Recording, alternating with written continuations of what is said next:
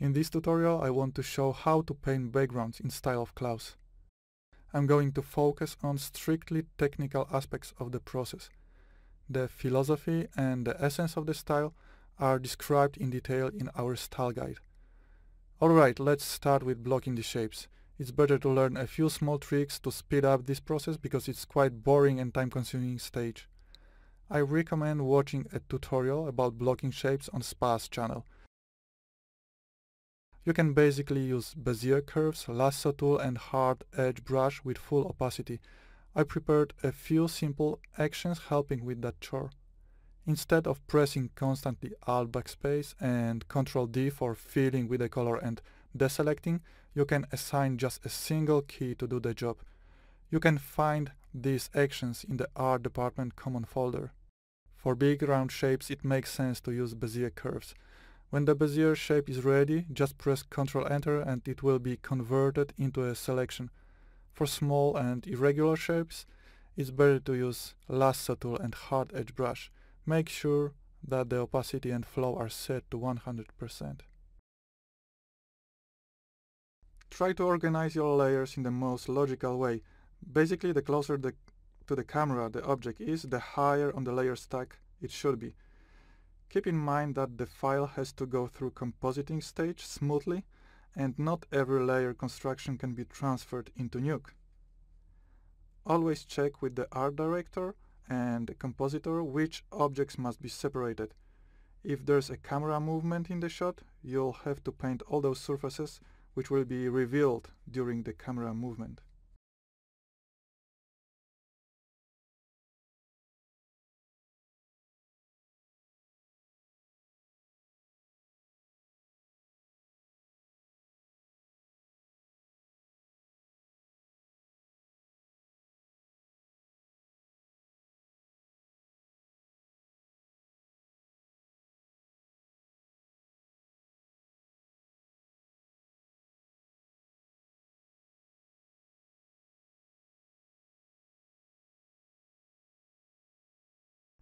Okay, the main shapes are there. Now it's time to add snow to the scene. Always put snow on a separate layer and use the main object as a clipping mask.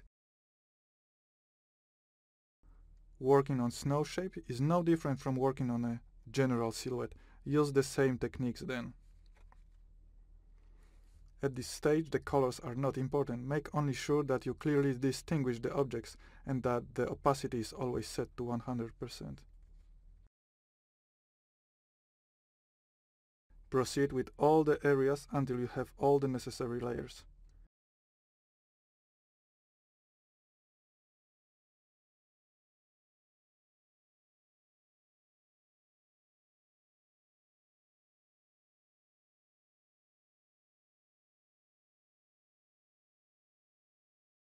Add snow layer to the house. In order to get those straight geometrical shapes, it's easier to use a polygonal lasso. Since we are using a lot of lasso in this project, it's a good idea to assign a separate keyboard shortcut for a polygonal lasso exclusively. I have kept L for a freehand lasso and reassigned K for a polygonal lasso. When the main elements are in the scene, we can start setting the local colors and values. Hue saturation tool is very useful for that purpose. While I was recording this tutorial, I had only few photos as a reference, but in the production you'll have a color key or a master background for that purpose. For this scene, it makes more sense to start with the shadow as a base value. Then I add a layer of light on top of it in one of the additive blending modes. In this case, it's hard light mode.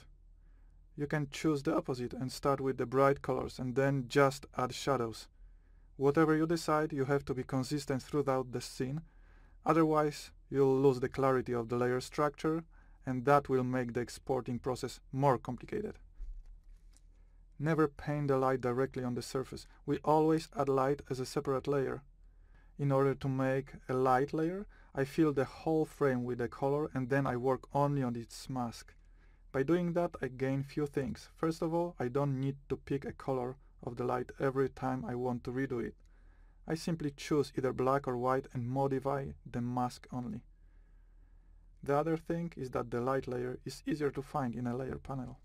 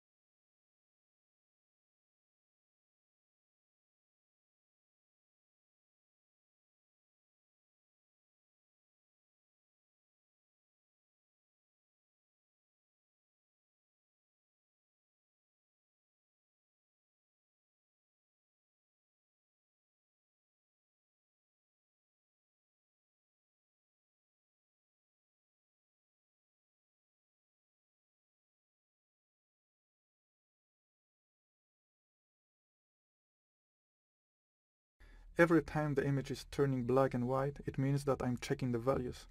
Proper values are very important for image readability. Sometimes the hues of separate objects are different, but the values are very similar, which makes the image difficult to read. To make sure that the relationship between the values are clear, you can switch to black and white version. The most convenient way is to use Photoshop proofing system, but first you need to change the default settings. Go to the View menu at the top bar, then choose Proof Setup and click Custom.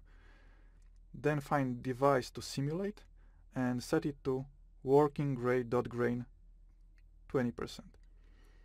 After that, anytime you press Ctrl Y, you'll see a black and white version of your image. This method doesn't change the color of any layer, it's only the display that is affected. Now I'm ready to add the details to the house. Start with the timber work. If you decide to make the frame brighter than the wall, make sure that it's not brighter than snow. Generally, use snow as a reference. It's the brightest object in the scene. Only sky can be brighter. I keep all the layers belonging to the house within the clipped layer stack.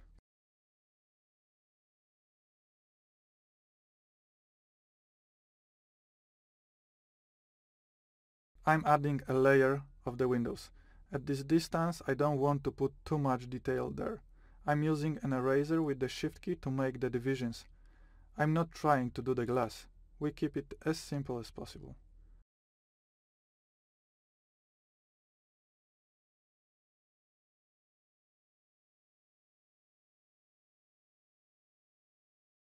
There are still some elements to be added. I don't zoom in purposely to avoid a temptation to add too much detail. Crude, simplified shapes are part of the style, and the further away they are, the less detailed they should be.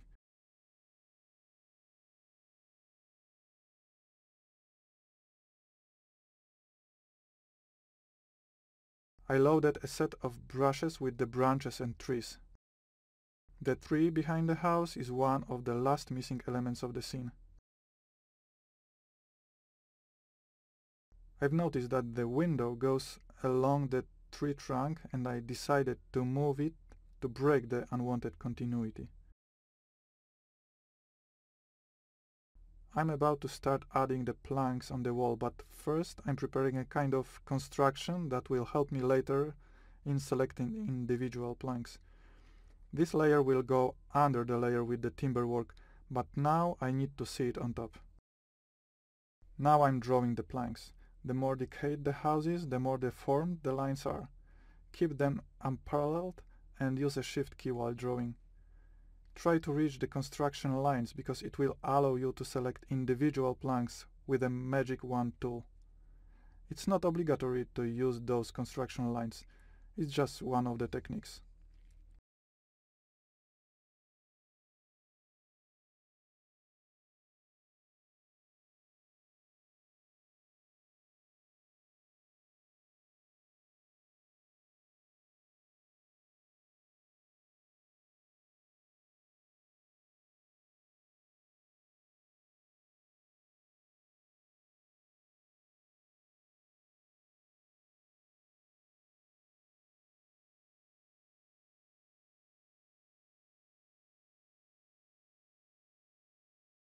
I'm picking a wood brush and I'm ready to go with the textures.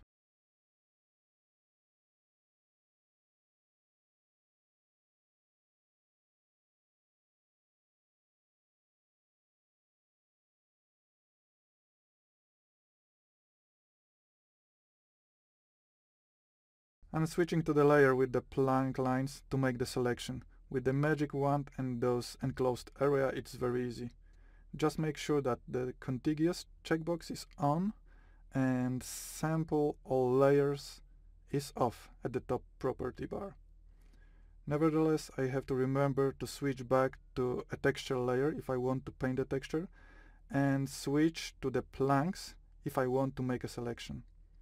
If it's too confusing or the house is too far away and we don't need to paint the plank lines, just use a polygonal lasso for painting individual planks. Having the texture on separate layer makes all the adjustment in color and brightness much easier.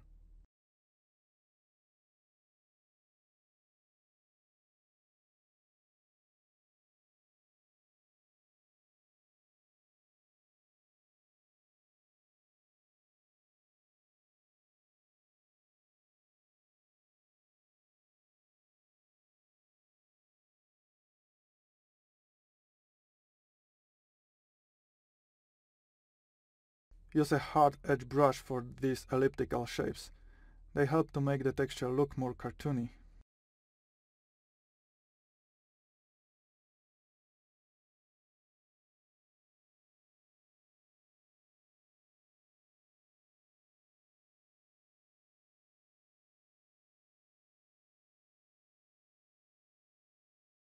With Ctrl H, I hide the selection line, but the area is still limited and I paint only within this selection.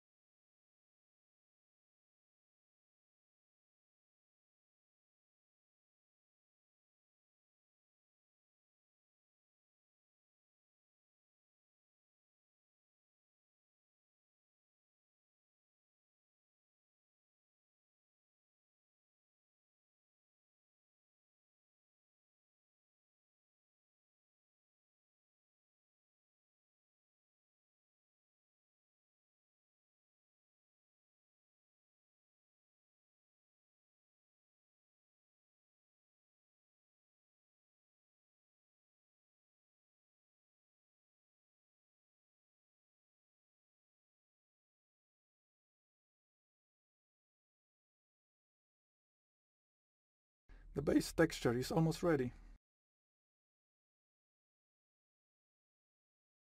I'm adding a layer of ambient occlusion in multiply mode to give some volume in the shadow part of the house.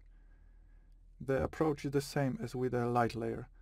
I fill the whole frame with the color of this effect and then work only on a black and white mask. The light and shadow layers are added on top of everything, so you have to know how effectively do all the selection operations on layers. I use a grainy brush to paint the ambient occlusion layer. And remember that I'm painting the mask, not the color layer.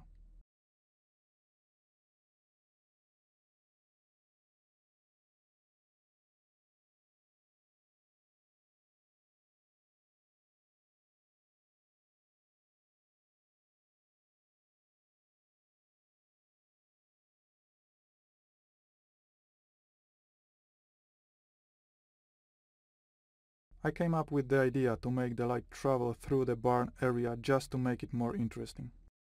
It took me a while to figure out how to make it work, so the next couple of minutes are a bit chaotic and not very informative, so let's speed up it a little.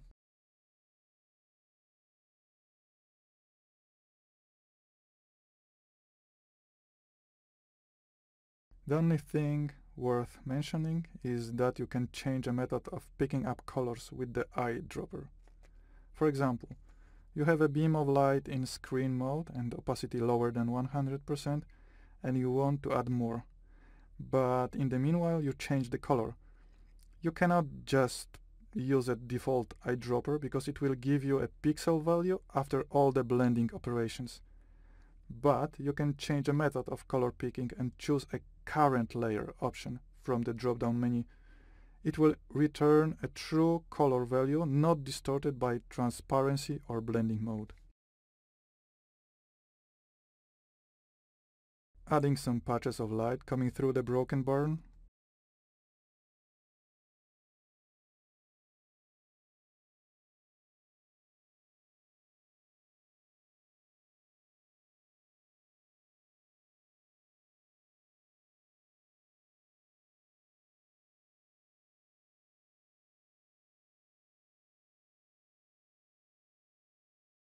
Remember that we don't use the soft brushes, even if we want the shadow to be soft. Instead, we choose the grainy brush. You'll find different sizes in our brush pack. However, remember to keep an eye on the size of the grain. Don't mix the scale on the same layer. The foreground layers have slightly bigger grain size.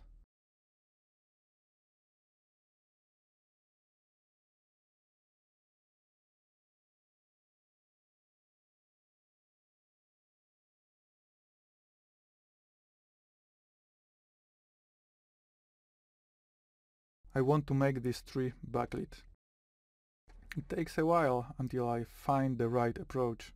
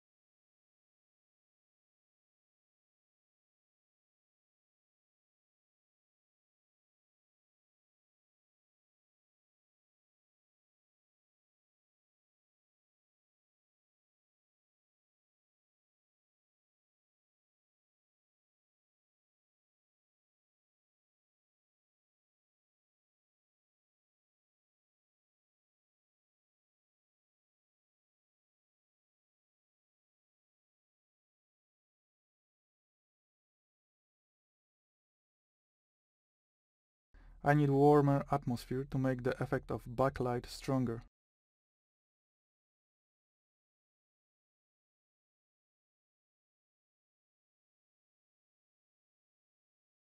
Playing with a color balance just to check what the other options are.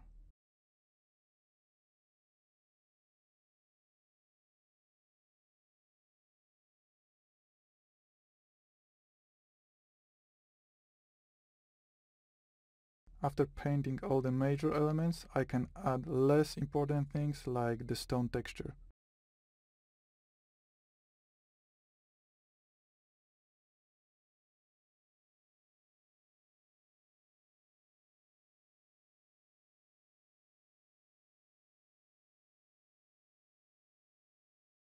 I'm going back to the tree and playing with some color variations.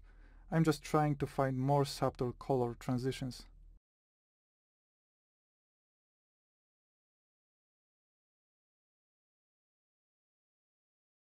You'll find these branch shapes in our brush pack and you should use it for random plants. Try to trim it and flip from time to time. Avoid overlapping branches because it breaks the flow and graphic appeal.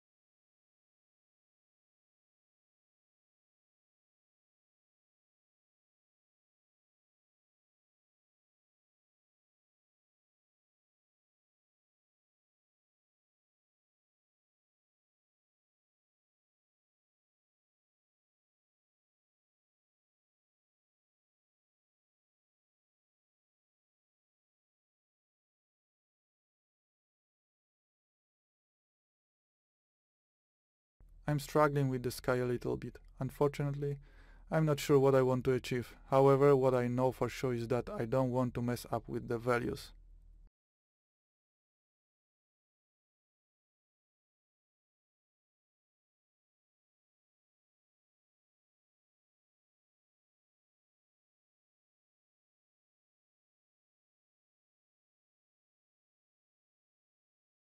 I need some atmosphere on the rock to make the house stand out more.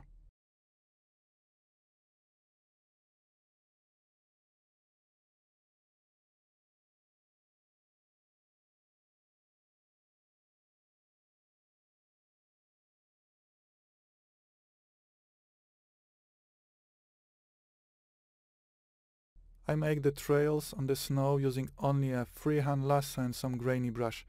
It's important to add it on a separate layer because I most likely will have to change the color and brightness of the road.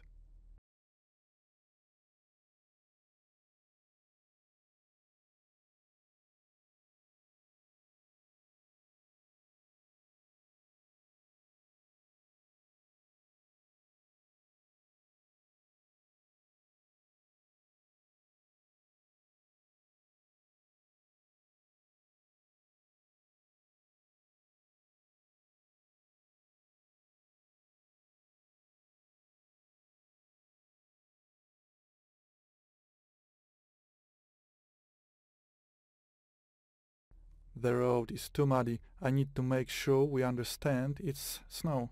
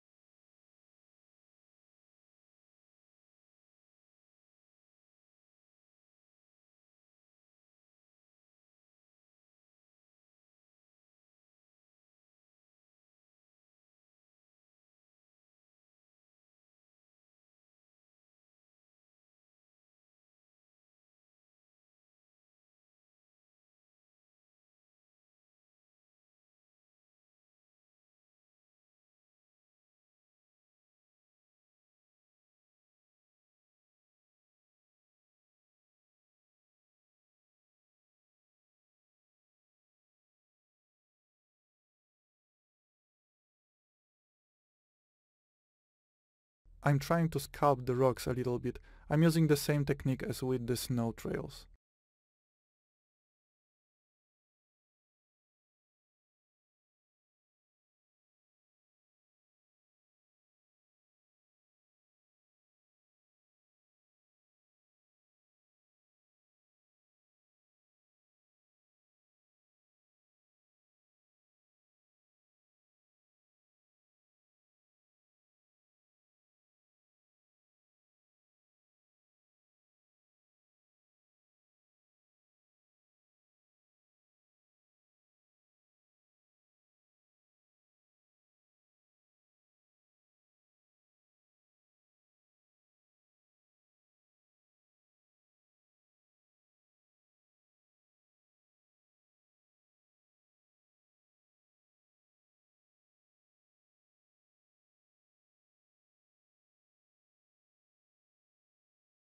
I'm finishing the layer of ambient occlusion on the house.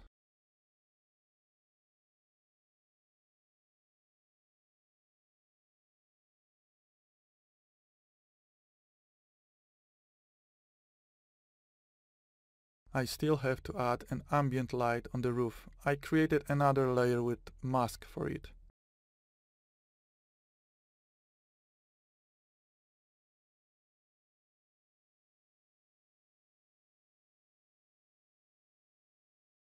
I'm distorting the edge with a hard chalk grainy brush and a shift key. Now I have to find the right color and intensity of that layer.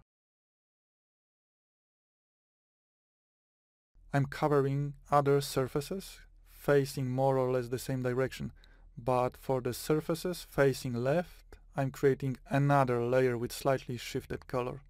Keep the layer structure clean. The more layers you mix, the less control you have over the final output.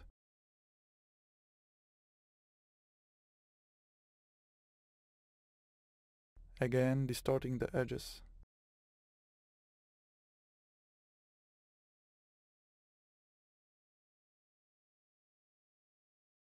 More tweaks and color experiments.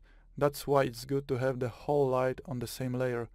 We can just adjust it globally and see the effect at once.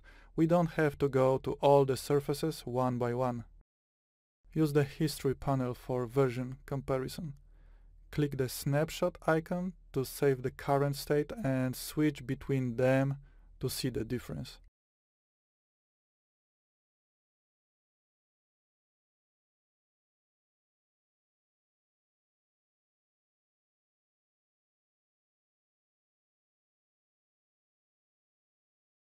There are still some elements to texture. For smaller objects, I just paint the texture with the right values. As long as there's no need to animate light and shadow on these elements, we don't have to put ambient occlusion or ambient light as separate layers there.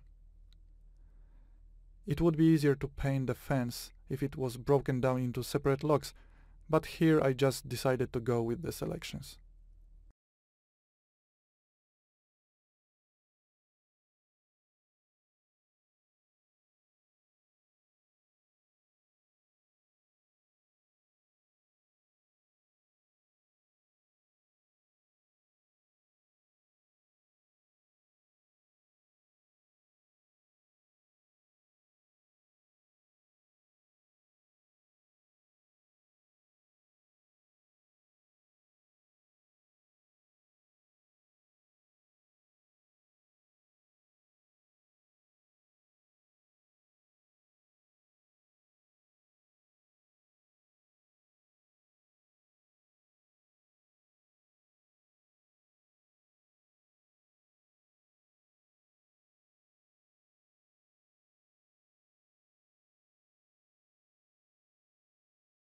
I'm adding a blue ambient light on separate layer, but I know that I will probably change the hue later. More details on the screen. Have you noticed that so far I have used only a grainy set of brushes and the wood brush for all the objects in the scene?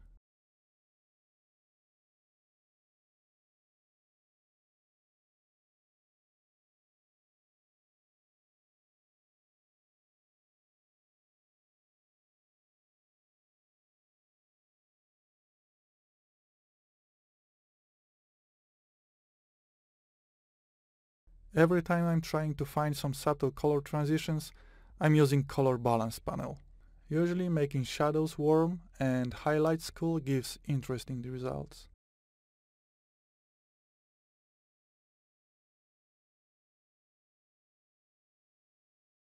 Radial blur might be very helpful in preparing a dispersed beam of light.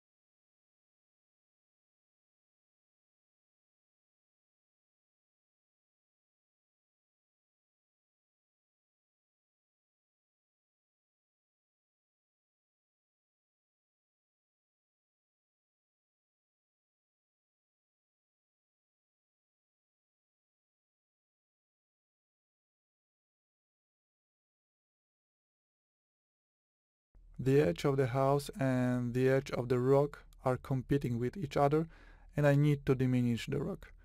I'll do it with additional layer of atmosphere in normal mode.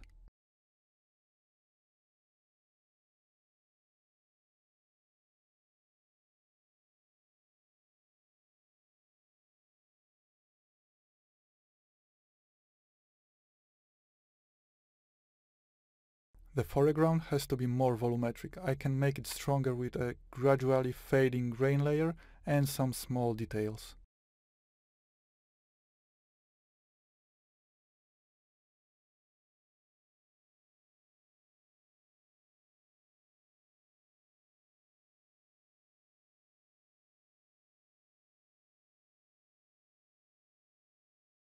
I'm still checking some other color grading and brightness. It seems that I prefer to make it slightly darker. If I do it via adjustment layer, that is on top of everything, it means more work during exporting.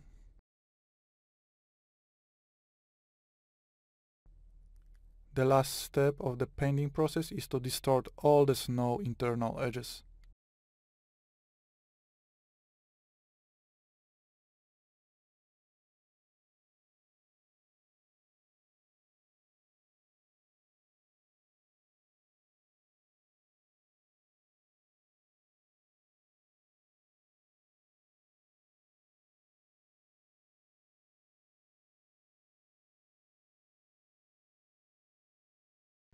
Okay, it's done. Now I have to prepare the file for compositing.